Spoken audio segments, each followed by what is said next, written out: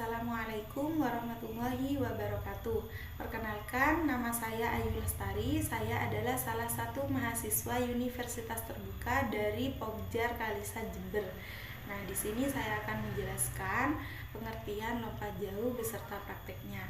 Lompat jauh adalah salah satu nomor lompat dari cabang olahraga atletik yang paling populer dan paling sering dilombakan dalam kompetisi kelas dunia termasuk Olimpiade. Lompat jauh adalah suatu gerakan melompat ke depan atas dalam upaya membawa titik berat badan selama mungkin di udara atau melayang di udara, yang dilakukan dengan cepat dan dengan jalan melakukan tolakan pada satu kaki untuk mencapai jarak yang sejauh-jauhnya. Lompat jauh merupakan suatu gerakan melompat yang menggunakan tumpuan pada satu kaki untuk mencapai jarak sejauh-jauhnya. Sasaran dan tujuan lompat jauh adalah untuk mencapai jarak lompatan sejauh mungkin ke sebuah titik pendaratan atau bak lompat. Jarak lompatan diukur dari papan tolakan sampai ke batas terdekat dari letak titik pendaratan yang dihasilkan oleh bagian tubuh. Lompat jauh adalah keterampilan gerak mengangkat tubuh dari suatu titik ke titik lain yang lebih jauh dengan ancang-ancang dan menumpu satu kaki dan mendarat dengan kaki atau anggota tubuh lainnya dengan keseimbangan yang baik. Tujuan dari lompat jauh adalah melompat sejauh-jauhnya dengan tahapan awalan, tolakan, melayang, dan mendarat. Selain itu, pendapat lain yang dikemukakan oleh Hendrayana dan Rahmat mengemukakan bahwa pada prinsipnya lompat jauh adalah gerakan membangun awalan yang secepat-cepatnya dan melakukan tolakan yang sekuat-kuatnya ke arah depan atas dengan satu kaki untuk meraih ketinggian yang optimal saat melayang sehingga menghasilkan jarak lompatan yang sejauh-jauhnya. Terdapat beberapa gaya dalam lompat jauh, diantaranya adalah satu, lompat jauh gaya jongkok. Nah, yang kedua, lompat jauh gaya menggantung. Yang ketiga, lompat jauh gaya berjalan di udara. Nah, saya akan menjelaskan yang kedua, teknik dasar lompat jauh. Lompat jauh itu mempunyai 4 fase gerakan, yaitu awalan, tolakan, melayang, dan mendarat, serta terdapat 3 macam gaya yang membedakan antara gaya yang satu dengan gaya yang lainnya pada saat melayang di udara. Nah, uraian mengenai keempat fase adalah sebagai berikut. Yang pertama, awalan atau ancang-ancang. Tujuan ancang-ancang adalah untuk mendapatkan kecepatan yang setinggi-tingginya agar dorongan massa ke depan lebih besar.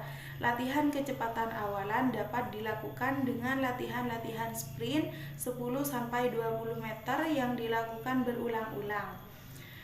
Panjang langkah, jumlah langkah, dan kecepatan berlari dalam mengambil awalan harus selalu sama.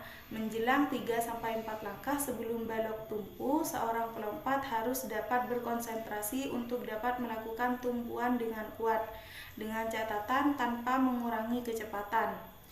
Jarak ancang-ancang tergantung kematangan dan kemampuan berakselerasi atas kecepatannya, dan untuk meningkatkan kemampuan kecepatan ancang-ancang diperlukan program latihan yang baik dan juga ketepatan menumpu. Sebagai pelatihan, pemberian jarak ancang-ancang yang pendek dengan dimulai dari 5 langkah, 7 langkah, 9 langkah, dan seterusnya, sambil memperhatikan kaki saat menumpu. Panjang awalan untuk melaksanakan awalan lompat jauh tidak kurang dari 40 meter.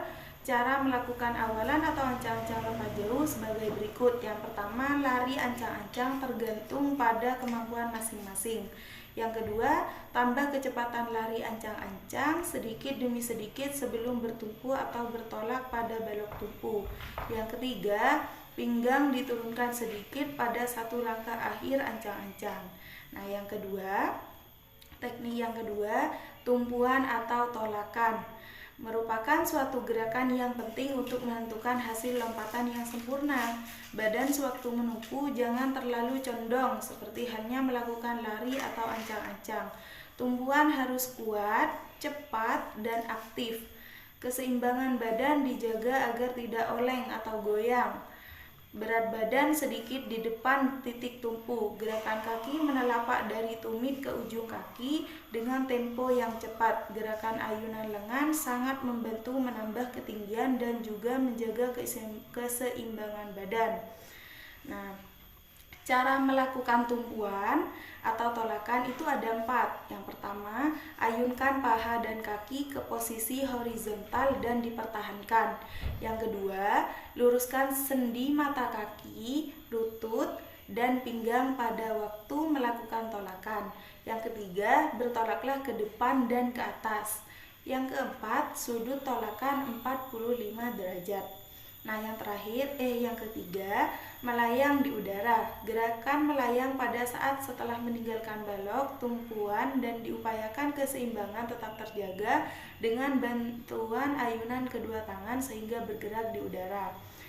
Untuk melakukan gerak ini terdapat beberapa teknik. Yang pertama, melayang dengan sikap jongkok dengan cara waktu menempuh kaki ayun mengangkat lutut setinggi-tingginya dan disusul oleh kaki tumpu dan kemudian sebelum mendarat kedua kaki dibawa ke arah depan.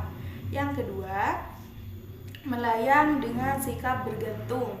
Cara melakukannya yaitu waktu menempuh kaki ayun dibiarkan tergantung lurus, badan tegak kemudian disusul oleh kaki tumpu dengan sikap lutut ditekuk sambil pinggul didorong ke depan, yang kemudian kedua lengan direntangkan ke atas. Keseimbangan badan perlu diperhatikan agar tetap terpelihara hingga mendarat. Nah, sekarang yang terakhir yaitu mendarat. Gerakan-gerakan waktu pendaratan harus 2 kaki. Yang perlu diperhatikan saat mendarat adalah kedua kaki mendarat secara bersamaan, diikuti dengan dorongan pinggul ke depan sehingga badan tidak cenderung jatuh ke belakang yang berakibat merugikan si pelompat itu sendiri. Untuk menghindarkan pendaratan pada pantat, kepala ditundukkan dengan lengan diayunkan ke depan sewaktu kaki menyentuh pasir. Titik berat badan akan melampaui titik pendaratan kaki di pasir. Kaki tidak kaku dan tegak, melainkan lemas dan lentur. Maka sendi lutut harus siap menekuk pada saat yang tepat. Gerakan ini memerlukan waktu yang tepat. Nah, silahkan kalian melihat praktiknya. Terima kasih. Bapak dah diem, dek berkapan? Yang ini, Mbak. Yang ini.